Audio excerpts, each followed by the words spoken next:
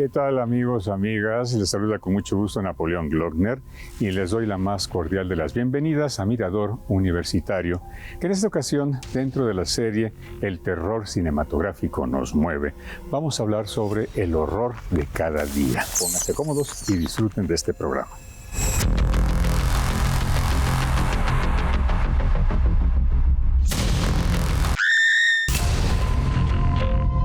En un ambiente oscuro, enrarecido, una forma se aproxima. Una presencia indefinible provoca que la sangre nos devore el interior mientras se agolpa. La espera se hace agónica ante lo que está por ocurrir o aparecer. ¿Y qué es? Durante ese tiempo que nos da la apariencia de una eternidad, una sensación angustiante nos hunde y estremece en la butaca. Nos sentimos solos, aunque tengamos compañía al lado. Y es que la enorme imagen proyectada nos envuelve devorando la razón. Incapaces de correr, movernos del asiento, ocultarnos o protegernos del peligro inminente, buscamos refugio en nosotros, padeciendo una sensación de sobrecogimiento. Tal vez hasta cerrando los ojos. Así, el terror se posesiona en uno, magnificando nuestro espanto ante la representación de imágenes que pretenden disimular o disfrazar el otro horror.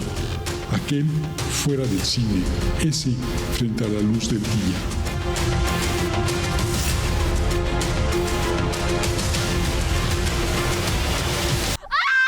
Vamos a iniciar con nuestro primer programa titulado El horror de cada día. Y para abordar este interesante tema, tenemos la grata compañía de dos invitados, quienes participan y colaboran en nuestra facultad.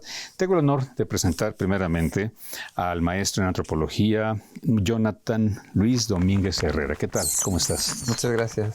Él es egresado de la Facultad de Ciencias Políticas y Sociales, licenciado ahí. También tiene una maestría en antropología por la Facultad de Filosofía y Letras de la UNAM. Su currículum pues es muy amplio, pero voy a resumirlo considerando que es académico desde hace 11 años en la Facultad de Ciencias Políticas, en el sistema escolarizado y también en el sistema Universidad Abierta, impartiendo las asignaturas de Sociedad y Comunicación, Semiótica, Teoría de la Imagen, Introducción al Pensamiento Político moderno, etcétera, etcétera. Tiene algunas publicaciones como Retos de la Gestión Cultural, de la Artesanía de la Alegría, de Amaranto, de Santiago Tulyohualco.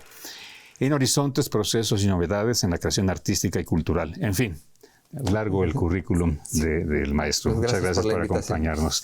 Y también nos acompaña el maestro Sergio de la Fuente Hernández. ¿Qué tal? ¿Cómo estás? ¿Qué tal? Bueno, ¿qué tal? Muy bien. Él es licenciado en Ciencias de la Comunicación de la misma Facultad de Ciencias Políticas y Sociales de la UNAM, pasante de la licenciatura en Sociología, maestro en Estudios Políticos y Sociales y candidato a doctor en Ciencias Políticas en la orientación en Sociología, ambos en el programa de posgrado de la misma Facultad de Ciencias Políticas.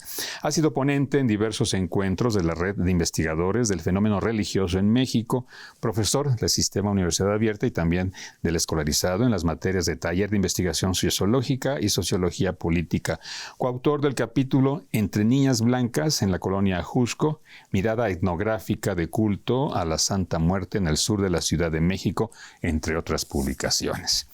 Pues bien, como ustedes saben, pues hoy iniciamos esta serie de 3 programas encaminadas, orientadas a justamente hablar sobre el terror cinematográfico o el cine de terror. Y hoy vamos a hablar, como decía, sobre el horror de cada día. Una primera pregunta que pongo encima de la mesa y que nos va a invitar a hacer reflexionar a nosotros y también al público televidente sobre cuáles son en esta medida, pues, digamos, las características o qué ha aportado el género de terror en la expresión cinematográfica.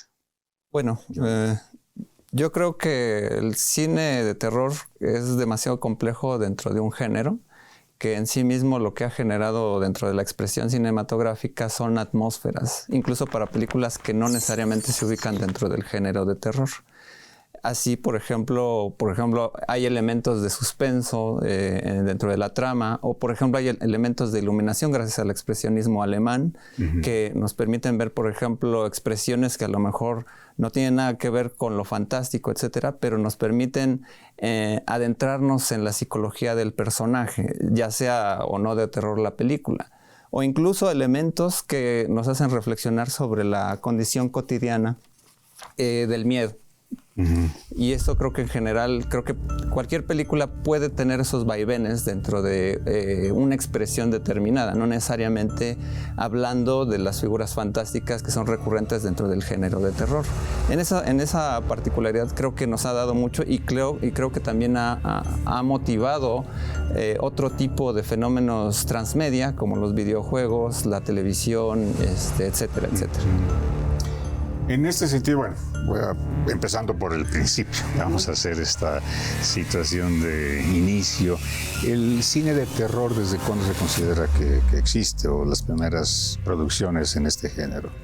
Bueno, desde el inicio del propio cine, de la cinematografía, cuando los Lumière hicieron su primera proyección, podríamos encontrar tal vez ahí la primera película de terror, que sería La llegada del tren, porque era un invento, un aparato desconocido, había un público ahí que no sabía qué se iba a enfrentar, las imágenes en movimiento.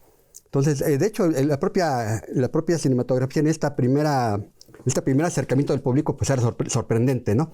Ver a los vecinos, a gente conocida, frente así, en una gran pantalla, en una sala oscura, caminando, haciendo actividades cotidianas. Una de esas actividades cotidianas sería la llegada del tren.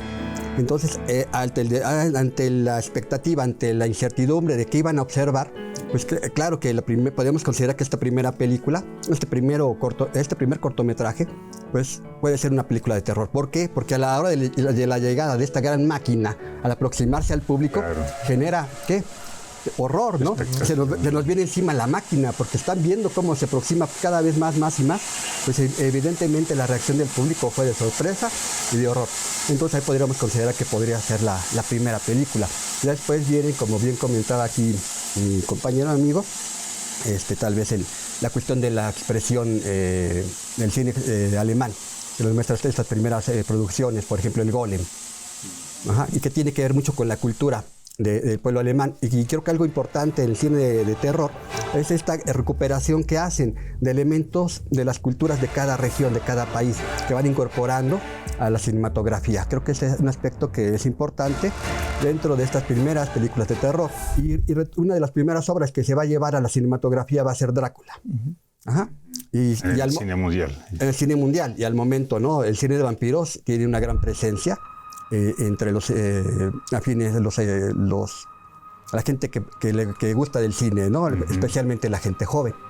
Entonces, por lo que mencionan, consideramos que el género terror dentro de la producción cinematográfica debe ubicarse en relación a la situación, considerando los elementos socioculturales de cada país o de cada región o de cada zona, para poderse desarrollar y generar ese miedo, esa expectación. Si no es lo mismo ciertos elementos de terror que puedan ser vinculados con una determinada realidad en una sociedad distinta a la mexicana, ¿no? Entonces depende de cada país. Sí, bueno, yo creo que ahí influye mucho la mitología, ¿no? Entonces cada pueblo genera una mitología para explicar su realidad. Cuando no encontramos una respuesta a la realidad, necesitamos ubicar en la mitología respuestas que hasta cierto momento en determinadas culturas su nivel de conocimiento no lo podía determinar específicamente como la ciencia, como la conocemos ahora, sino que entonces las narrativas permitían entonces adentrarnos dentro de aspectos que a lo mejor están muy dentro del hombre, pero los demostramos hacia afuera. En esa relación afuera y adentro hay simbologías que están intrínsecamente relacionadas con nuestra vida cotidiana, y creo que también ese fue el gran logro de la literatura romántica, que confrontaba mucho la época en donde dejaba esta visión teológica al saltar al individuo en la modernidad. Por eso las grandes obras de la literatura juegan con las viejas mitologías y el hombre confrontando el miedo, la pérdida de la racionalidad. Y eso también se demuestra cuando de la literatura, como bien decía Sergio, se pasa, por ejemplo, a hablar, por ejemplo, de los vampiros, ¿no? En ese sentido, el vínculo que puede darse entre la realidad y el género varía en torno, como bien mencionas, Jonathan, a ciertas cuestiones mitológicas de cada grupo social, pero hay elementos o situaciones universales que dijéramos, esto va a generar ese miedo o esta expectación en cualquier cultura. Sí, yo creo que sí.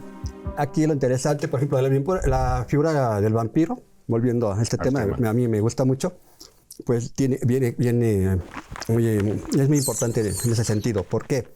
Porque si bien es una figura que se genera en Europa Central, que tiene que ver con sus mitologías, con sus tradiciones, como bien está comentando Jonathan, es una figura que se ha ido adaptando a otras culturas. Cada cultura tiene una figura vampírica. Y si no la tenía, igual la adapta y le va agregando elementos. Es el caso, por ejemplo, del cine mexicano, que va agregando elementos a la figura del vampiro. Y podemos verlo, por ejemplo, en la película del vampiro, o en El mundo de los vampiros, o La invasión de los vampiros, o El vampiro sangriento. Cómo agregan elementos de nuestra cultura. Que si bien es semejante, porque el vampiro en Europa pues se desarrolla en comunidades campesinas, comunidades que no tienen poco acceso a la educación y que, como de algún modo estabas comentando, pues desconocen, o sea, se enfrentan a lo desconocido, tienden a racionalizarlo de cierta manera. Entonces, que hubiera una epidemia, por ejemplo, que acabara con la población en un 2x3, pues tiene que ver con algo sobrenatural, ¿no? Hay un vampiro que anda acabando con la población. El vampirismo puede ser considerado como una epidemia, como una enfermedad que acaba con una población, con una especie de peste. Entonces, en el caso del vampiro mexicano, se incorporan estos elementos a un México rural, analfabeta, que también busca en lo sobrenatural respuestas a ciertas cuestiones que ocurren en su vida cotidiana. Una de estas cuestiones siempre ha sido la muerte, ¿no? Desde el principio de la humanidad, la muerte está presente. Entonces, ¿cómo explico el que mi amigo, mi familiar, mi hijo, mi madre, mi padre mueren? ¿A dónde van? Entonces empiezan estos cuestionamientos. Entonces, debe haber un más allá, debe haber otro mundo. Hay aparecidos, mis familiares vienen a visitarme, ¿no? Por eso la cuestión del Día de Muertos aquí en México, ¿no? Y vienen y hay que darles ofrenda, hay que darles aquello que les gustaba cuando estaban en vida, para tenerlos contentos, porque hay que recibirlos porque vienen a visitarnos. Entonces tiene mucho que ver con eso. Claro, es una de las preguntas que les iba a hacer justamente, ¿cuál era la relación de la muerte, verdad, con el cine de terror? Porque siempre es lo que genera justamente ese miedo en el más allá, que va a pasar con los seres queridos cuando fallecen, y en ese sentido se nos aparecen o de una forma positiva o negativa, ¿verdad? Etcétera. Y en ese aspecto, digamos, pues como la sociedad mexicana, que se ha reído de la muerte desde hace muchos años, es decir, dentro de la cultura popular mexicana, el mexicano se ríe de la muerte, ¿no? Tenemos grabados de Posada, que fue el primero en dejar testimonio gráfico de lo que implica para el mexicano, pues sí, reírse de ella, ¿no? ¿Les parece si vamos a ver y a escuchar un sondeo que se hizo a la opinión pública y regresamos precisamente sobre el tema? Adelante. Regresamos con ustedes.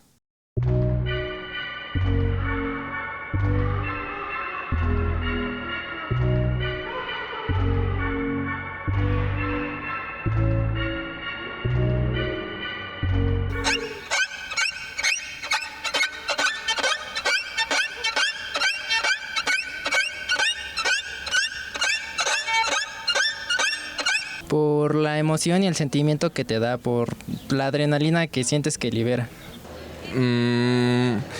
Yo creo que el morbo, o sea, a ver, no sé, cosas que no se ven diariamente, como destripados o gente muerta o cosas así por el estilo. No me gusta sentirme ansiosa o que me altere alguna película. Pues simplemente toda la ficción que le meten es como que lo que más me atrae. Porque es algo misterioso que te genera emociones y te genera sensaciones. Entonces, cuando lo ves, sientes como si estuvieras ahí. Me causa mucha emoción ver las películas. Me gusta ir acompañado, la verdad. Soy muy cobarde para ir solo, pero Me gusta mucho la emoción que me transmite esa adrenalina al ver el cine de terror. Muy buena.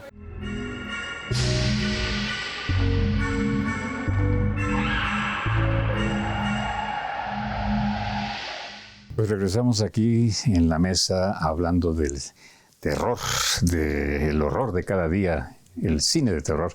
¿Y qué les parecieron las respuestas de nuestro público sondeado, por decirlo así? Porque es muy interesante cómo en cada persona pues se genera una visión y un gusto distinto sobre lo que es este género cinematográfico, el terror. Y estas mismas preguntas, a ver, a ustedes como especialistas y analistas y científicos sociales, ¿por qué les atrae el cine de terror, Jonathan? Creo que el terror es también como una especie de droga, ¿no? Porque el cuerpo, finalmente, en el proceso del sistema límbico, el terror se genera, o el miedo, por una relación entre la oxitocina y la vasopresina, que también está vinculada con el sistema renal. De hecho, por ahí también el problema de la enfermedad de la diabetes también se vincula ahí con lo del susto, ¿no? A ver, en pocas palabras, sobre el derrame de la adrenalina. Sí, porque la oxitocina. Sí, o sea, nos gusta que nos lata el corazón, como hay gente que está bien adicta a los juegos mecánicos, ¿no? Que te da la bajada. Exactamente. Entonces, pero aquí hay algo interesante entre el cine de terror. Ajá. Porque nos gusta estar desde una posición cómoda en donde a nosotros no nos va a pasar nada. O que sabes, o prevés lo que va a pasar inclusive también, ¿no? Quizá. Pero esto que mencionas que es como una droga, yo creo que sí es cierto, ¿no? Porque los espectadores cinéfilos, aficionados o adictos al cine de terror, de verdad yo les he cuestionado, bueno, pero ¿cómo es posible que tengas ganas, ¿no? de ir a sufrir? Dicen, no, es que no sufro, es que me gusta tener esa sensación de ver qué va a pasar. Digo, pero también hay situaciones, escenas en las que ya prevés que va a suceder. Dicen, no, es que siempre un buen director, una buena película, pues no te vas a imaginar quién es el asesino, ¿no? Sí. Tiene que haber un contexto detrás, más allá de la familia, porque si nuestra zona de confort o si nuestra zona de seguridad nos da una relación próxima con lo que estamos viendo como ficción, o sea, supongo yo, o sea, una sociedad a lo mejor Finlandia, ¿no? Que a lo mejor el índice a lo mejor de asesinos seriales así, o sea, es mucho menor, pues van a decir, bueno, eso que pasa en México, que vean un documental sobre los narcos aquí, pues eso no pasa aquí. Pero, por ejemplo, incluso hay cosas en nuestra realidad cotidiana que, por ejemplo, se pueden explotar, ¿no? Por ejemplo, en México, si vemos una película de terremotos, obviamente nos va a dar pánico, ¿no? A los que vivimos va a dar miedo, ¿no? Sí. Y en esta relación, pues también estaba recordando con lo que decía Sergio, ¿no? Hay un buen libro de Rafael Laviña que es muy difícil de conseguir, ¿no? De la nota roja a la pantalla grande, donde viene todo este proceso de todas las notas rojas se trasladan al cine. Pero esta herencia que, como tú bien preguntas, ¿no? Pues más allá de la familia, etcétera, pues hay veces en que eso determina mucho la psicología de cada persona, cómo se relaciona con el fenómeno de autoridad, o si a uno, por ejemplo, porque el terror está mucho en el rasgo de lo perverso, ¿no? Y a veces en nuestro carácter neurótico, pues a veces desearíamos estar a veces dentro del lado, incluso desde el asesino o del lado del o incluso los héroes también son perversos, ¿eh? En las figuras narrativas los héroes pueden hacer cosas que son terroríficas y las aceptamos de acuerdo a la narrativa. A la patología del personaje. Tenemos el caso del Guasón, por ejemplo, ¿no? Claro. Recientemente, aquí en las pantallas a nivel internacional. Y esto también va encaminado a que si las producciones cinematográficas en cuanto al género de terror van encaminadas a un público específico, es decir, los productores piensan, aquí voy a tenerme, digamos, capturada la audiencia de niños, adolescentes, adultos, o podemos pensar que es para todo público, o hay específicamente cine de terror con clasificación C o D. Bueno, yo considero que sí hay un público al que se dirige este tipo de cine. Y como ejemplo está el de cine de los 80s. Ajá. Tenemos el caso de Jason, de Viernes 13, si no mal recuerdo, donde nos presentan una serie de jóvenes, una serie de adolescentes que están teniendo sus primeros encuentros sexuales, ¿no? Entonces incluso hay un aspecto hasta moralino en este tipo de películas, porque cada uno de estos chicos van siendo asesinados uno por uno. Entonces, pues sí, También tenemos el caso de tal vez Pesadilla en la calle del infierno con Freddy Krueger, que también, pero ahí es una cuestión, cómo a través de los sueños van siendo asesinados también otra serie de jóvenes que se enfrentan a él por los pecados que cometieron los padres. Y estos pecados los cargan los hijos. También podríamos observar cierta carga moralina en ese sentido. Y también este enfrentamiento de los sueños de los jóvenes, o sea, cómo se aparecen sus sueños, ¿no? O sea, trunca los sueños de cada uno de estos chicos, ¿no? Entonces yo creo que sí hay un público objetivo. Fundamentalmente creo que es el de adolescentes, y de ahí, claro, se puede considerar el público en general. Pero sí sería el principal objetivo. El cine de vampiros, lo acabamos de ver con la serie de Crepúsculo. Estas novelas, ¿no? Que muy enfocadas a adolescentes. A mí en lo particular no me gustan. Me parecen muy aburridas estas películas, pero bueno, es un público muy claro. Entonces siempre tiende a ser entre adolescentes y jóvenes. El máximo de auditorios. Ajá. Bueno, yo creo que sí, a lo mejor sí en la mayoría va a un público joven, pero creo que pensando un poco en la literatura romántica y cómo esta se ha trasladado a las adaptaciones cinematográficas, por ejemplo, el cuento infantil durante el romanticismo tenía una carga precisamente de una moral, ¿no? Y estoy pensando ahorita en un fenómeno mediático, por ejemplo, Stranger Things, ¿no? Que ataca a 3 públicos en la serie, ¿no? Ataca al público infantil, que es la parte de la aventura, al público juvenil, que es un poco el fenómeno de los slashers, y el público adulto, que está en las teorías de la conspiración. Entonces, puede haber una variedad de temas en esta parte de los públicos. Y creo que más bien ahí entramos si a lo mejor el cine de terror es forma o contenido. Wow, exactamente, sí, cómo no. Hablando de esto, de la forma y el contenido, de los principales guionistas de cine de terror que ustedes consideran los non plus ultra, y que en ese sentido hayan hurgado sobre aspectos de las emociones humanas muy por ahí, y que digamos, esa sensación de miedo trascienda y que el niño, el adolescente o inclusive el adulto siga soñando con esa trama, con ese personaje, etcétera.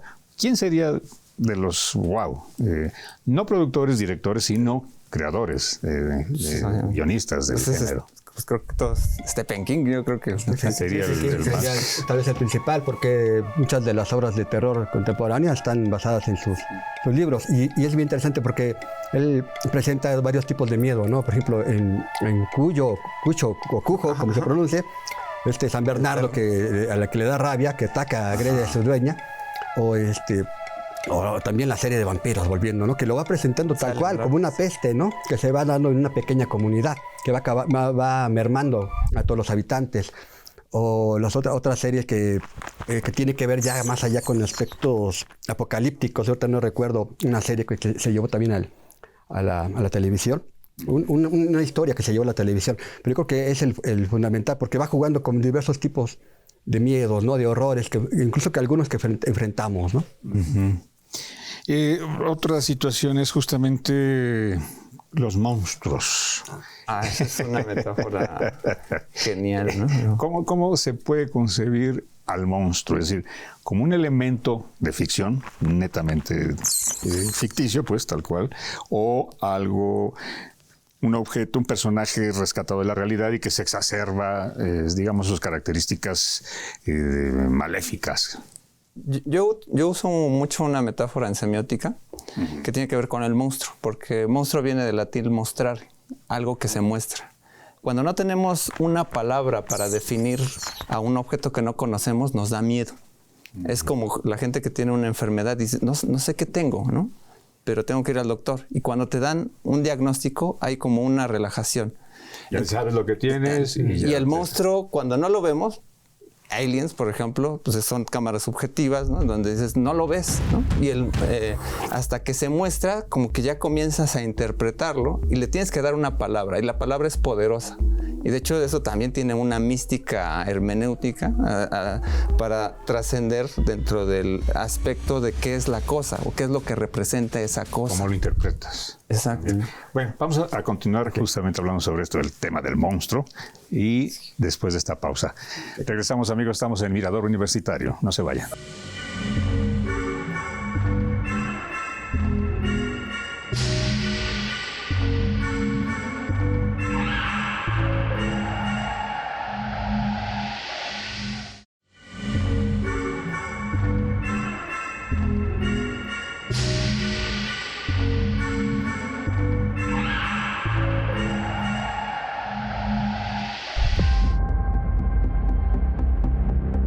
El cine es considerado el medio históricamente más representativo para reflejar los miedos, sueños y aspiraciones de la sociedad.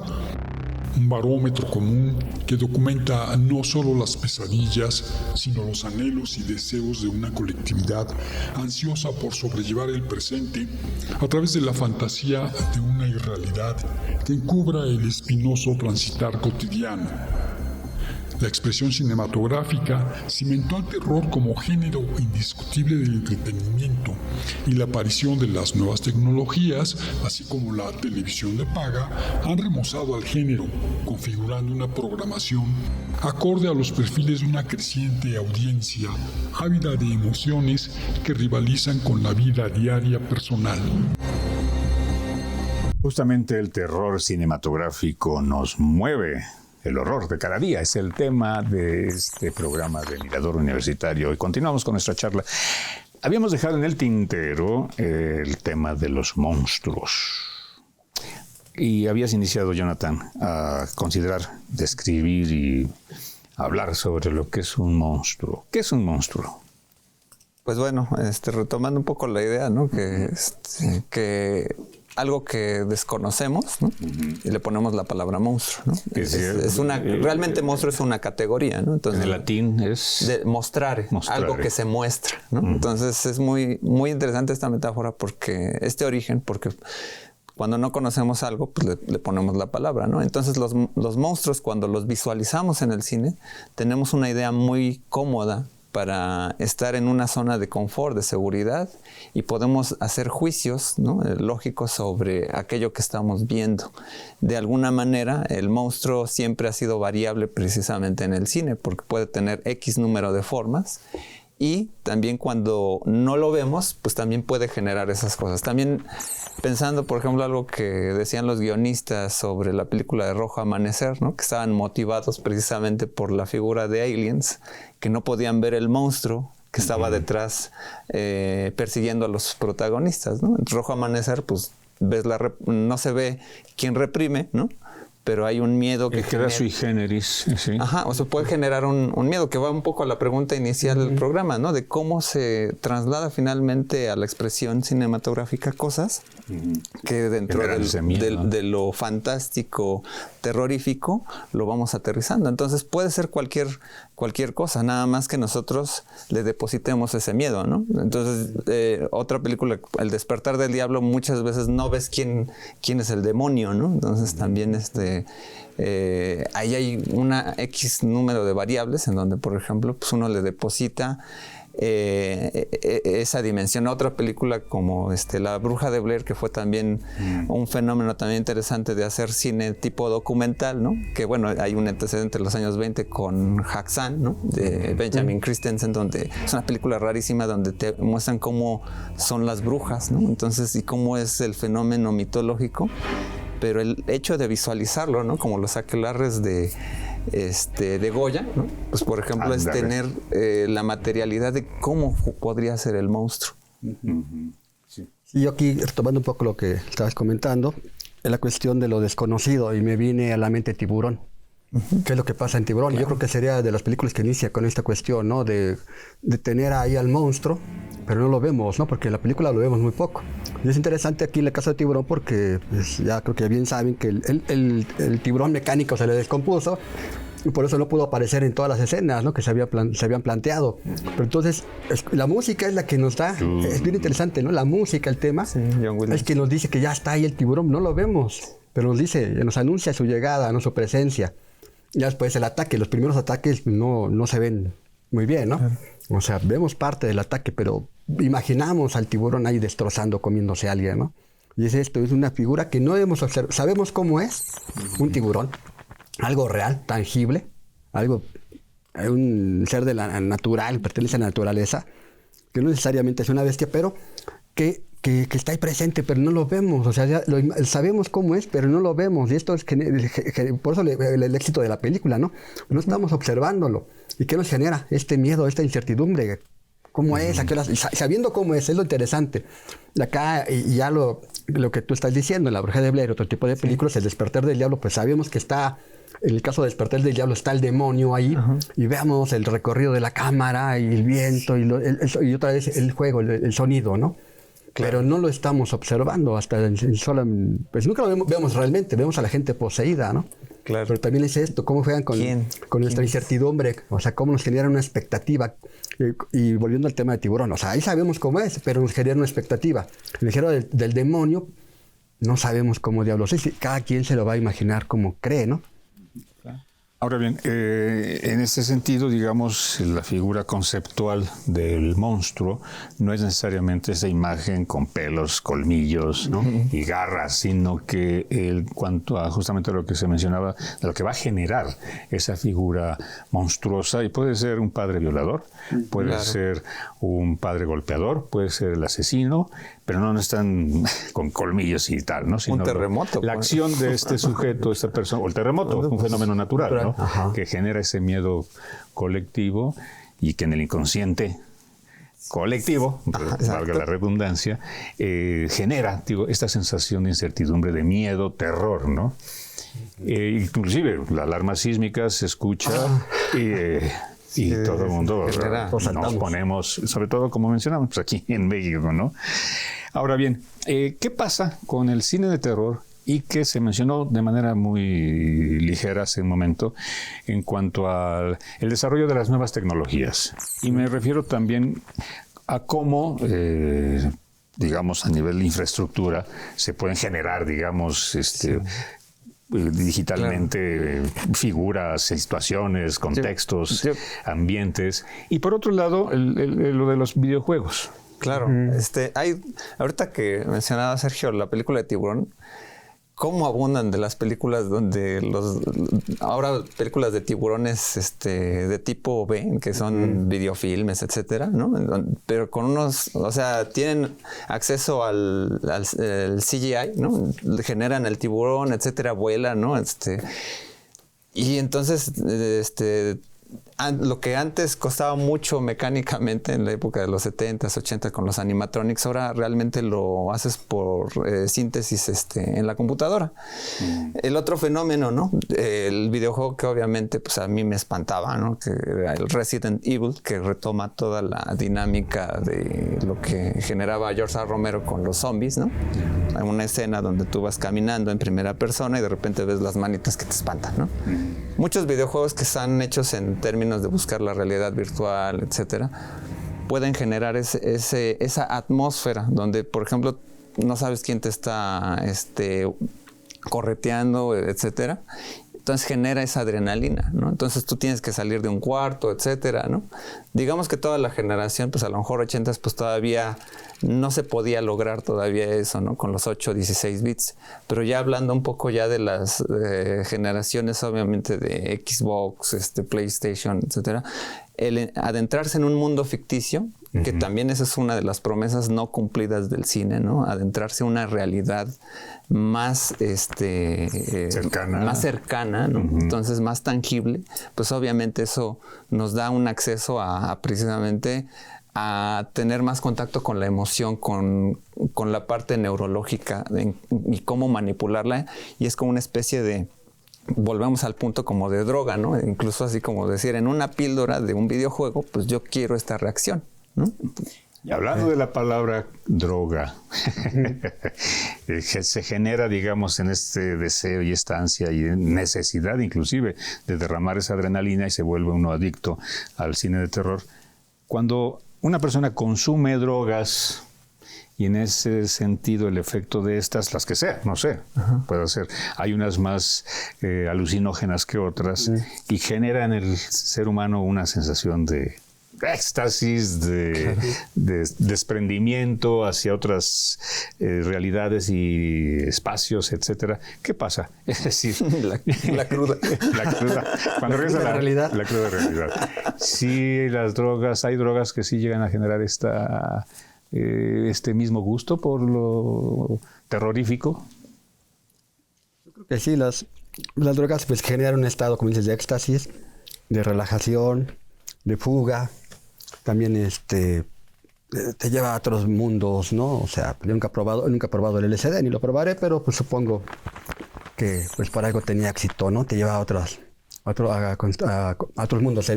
Alicia en el País de las Maravillas, ¿no? Podría ser los viajes lisérgicos. Ajá, un ejemplo de estos viajes, ¿no? Entonces, el cine en este sentido, yo creo que también, como bien dices, puede ser una especie de droga, ¿no? Crea una adicción, este cine de terror, crea una adicción. Como decíamos en un principio, es una fuga a la realidad, a tu vida cotidiana que te espanta, que te horroriza, que te alejas del horror por ejemplo, de pagar los recibos, ¿no? Que la luz, que el agua, que la vida está más cara cada día, que los niños tienen que comer, los niños, que la escuela, y que no tengo con qué darles de comer. Sí. Entonces es una fuga. Estas cuestiones cotidianas, en ese sentido también funciona como una muy buena droga, porque te hace olvidarte por unos instantes, por 1 hora y media, de toda esa realidad que te agobia, ¿no? Entonces, pues te genera una sensación de satisfacción, como yo decía, relajamiento. Disfrutas el estar ahí viendo algo que a cualquiera le podría generar miedo, ¿no? Y no, a uno no te genera miedo, ¿no? Al contrario, se suelta la adrenalina y estás esperando la expectativa, y en un momento puedes anticipar que ya va a salir Jason con o Freddy Krueger, o ¿cómo se llama? El de Viernes 13, Michael Myers, con el cuchillo a asesinar a alguien, ¿no? Y estar a la expectativa, porque la música trae un factor fundamental dentro del cine de terror. La música ya te está anunciando la presencia de alguno de esos personajes. Como en El Exorcista, ¿no? El Exorcista, ¿no? También, campanas tubulares. Ajá. Entonces, pues sí, hay una adicción a este tipo de cine, porque genera esta fuga, este escape a esta realidad que de pronto nos abruma. ¿Ustedes son adictos al cine de terror? Digamos que si uno es adicto al cine, creo que también podría determinar que en una parte sí me gusta ver cine de terror. Pero bueno, yo detesto el cine de terror. Quizá es complicado determinar, porque luego viene un fenómeno, ¿no? Es que esa película no te la crees, ¿no? Y llegas a buscar películas que a ver si realmente te generan miedo, que también en esta parte de las drogas, ¿no? Creo que ahí viene un problema que tiene que ver con la sugestión, ¿no?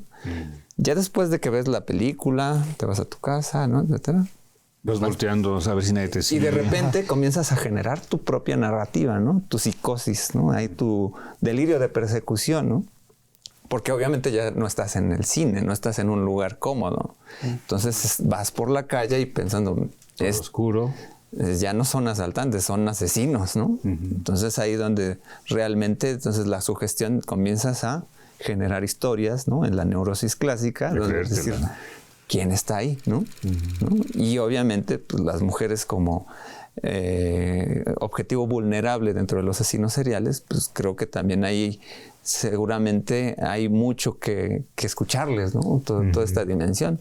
No me imagino también un asesino de verdad si realmente se mete al cine a ver ese tipo de películas, ¿no? Eso, justamente, ¿quiénes son? Juez y parte, ¿no? Es decir, ¿qué pasa con una persona en ese sentido que ha violentado y ha sido agresor y etcétera, un asesino, un violador, etcétera, y que ve ese tipo de género cinematográfico? ¿Y qué pasa? ¿Qué puede pasar? ¿Qué generará en esta persona el género? ¿Quién sabe? Yo creo que para un sicario, pues como lo ve como su trabajo cotidiano, ¿no? No representa mayor. Pues no representa nada, porque en el proceso de la dimensión pasamos del neurótico al obsesivo y luego al perverso, pues el perverso tiene una desconexión con la sensibilidad humana. Entonces, obviamente, en las historias o las narraciones sobre los psycho killers, obviamente, hay una dimensión donde hay un distanciamiento con la realidad. O sea, los Albert de Salvo, etcétera, o los que se comían, ¿no? Dicen, pues, para mí pues no veo la diferencia entre un animal y la persona que me acabo de comer. En ese sentido, hablaste de perversiones. O sea, aquí es algo también interesante, porque el cine de terror también saca todas esas perversiones que tiene el ser humano y las proyecta, ¿no? En la pantalla. Todas aquellas cuestiones que un ser humano en una sociedad está regida por normas, leyes y demás, pues no realiza, ¿no? Que hay que acatarse a ciertas leyes, ¿no? Un contrato social. Entonces, pues no hacemos determinadas cosas. Y también hay que tener cierta patología para ser un asesino serial, ¿no? Entonces, todas estas cuestiones se proyectan en la cinematografía. de algún modo también son un escape. Porque lo que yo no puedo hacer tal vez con el vecino que ya me tiene hasta el gorro porque deja la basura enfrente de mi puerta, lo quiero matar y demás, y mis deseos más profundos son deshacerme de él. Pues voy al cine y veo cómo otro se deshace de su vecino y mira, me relajo. Se justifica la acción. Y bueno, pues vamos a concluir. Lástima que el tiempo lo tenemos encima porque pues el tema da para más, incluso tener un espacio fijo semanal sobre el tema, ¿verdad? Sería muy bueno. Rápidamente recapitulando en relación a lo que nos reunió en esta ocasión, el terror cinematográfico que nos mueve, ¿verdad? Y cómo se vuelve o puede ser el horror de cada día, vinculando las producciones cinematográficas de terror con el quehacer cotidiano, que muchas veces no sabemos en dónde llega ya la ficción, supera la realidad y viceversa, ¿verdad? Más bien la realidad supera la ficción, claro, en ese sentido. ¿Qué, digamos, podrían ustedes considerar en términos de recomendar al público espectador gustoso de este género cinematográfico y que en ese sentido, digamos, se va perdiendo ya el sentido del cine de terror como tal y va cobrando más fuerza otras situaciones de producción mediática y que rebasan, digamos, lo que puede generar en una persona esta sensación de miedo o de expectación o de incertidumbre? Creo que ya hablamos de géneros híbridos, o sea, desde el psychothriller que inauguró Hitchcock, pues ya había una mezcla entre el cine de asesinos, ¿no? Y la parte terrorífica, el suspenso, etcétera. Y también viéndolo así, creo que nos puede generar terror películas que no en su inicio tengan terror, ¿no? Como La calle Arlington, que habla de un terrorista que es tu vecino y te deja una ansiedad, ¿no? O por ejemplo Lord of War, que con Nicolas Cage, donde el tráfico de armas, pues obviamente nos genera miedo al final. Y otro es el fenómeno transmedia, donde si a uno le gusta generarse esa situación de adrenalina, pues hay que meterse más a los videojuegos para vincularse con esa situación experimental de con alguien me está buscando, y entonces uno va a retomar esa parte. ¿Sí es la recomendación? Adelantarse más. Si uno le gusta el cine de terror, pues hay videojuegos que generan esa sensación. Esa sensación, más que una producción. Sí, más que una película, sí. Ya. Sí, yo en esta parte estoy de acuerdo porque esa cuestión de los videojuegos, porque ya muchas películas están llevando lo que se comentaba hace rato, ¿no? Se están haciendo digitalmente y demás, y no son creíbles ya. Esta es de tiburón, hay una de tiburón, el tiburón de 3 cabezas, ¿no? ¿Qué es eso? O Sharknado, ¿no? Una lluvia de tiburones, un tornado de tiburones, y todos hechos digitalmente. Entonces, pues ya más que asustar, pues te ríes, ¿no? Son películas hechas para divertir. Sí. Entonces, pues hay que buscar nuevas opciones. Yo creo que la cinematografía está trabajando en ello y ya no es tanto la presencia de los monstruos que llegamos a comentar, nuestros monstruos enormes, gigantes, de un tiburón a un gorila, King Kong, un Freddy Krueger, más humano, que parecen los sueños, o asesinos seriales, ¿no? Sino anda buscando otro tipo ya de personajes y otro tipo de construcción cinematográfica también, que tendría más que ver con la creación de incertidumbre, ¿no? Pues, generarse un ambiente de incertidumbre, no saber a qué nos vamos a enfrentar. Como decías, de pronto el asesino, el monstruo humano puede ser el vecino, ¿no? La vecina. O el papá. El padre. O la mamá. La bruja. Sí. Habría que retomar un poco el cine, creo que ochentero, el padrastro, por ejemplo, un tipo que anda buscando a la familia ideal y cuando no la encuentra, pues mata a esa familia y se va en busca de otra. Claro. Ajá, entonces es algo bastante cotidiano, ¿no? Este asesino que viene a ser de pronto el padre también. Pues desgraciadamente ya se nos fue el tiempo. Y nada más, el nombre del mejor director, productor de cine de terror de México, ¿cuál sería? ¿Quién sería? Guillermo del Toro. ¿Quién? Guillermo del Toro. Guillermo del Toro. Guillermo del Toro. Sí, muy bien. Pues Jonathan Domínguez, Sergio de la Fuente, muchísimas gracias por acompañarnos en este programa. Y amigos, amigas, les invitamos también para que ustedes nos sigan en el siguiente programa que llevará por título ¿Y eso qué significa dentro de justamente este tema del terror cinematográfico nos mueve? Se despide de ustedes Napoleón Glockner en nombre del Sistema Universidad Abierta y Educación a Distancia de la Facultad de Ciencias Políticas y Sociales y agradecemos a la CUAED de la UNAM el habernos proporcionado la oportunidad de llegar hasta ustedes. Muchísimas gracias y hasta la próxima.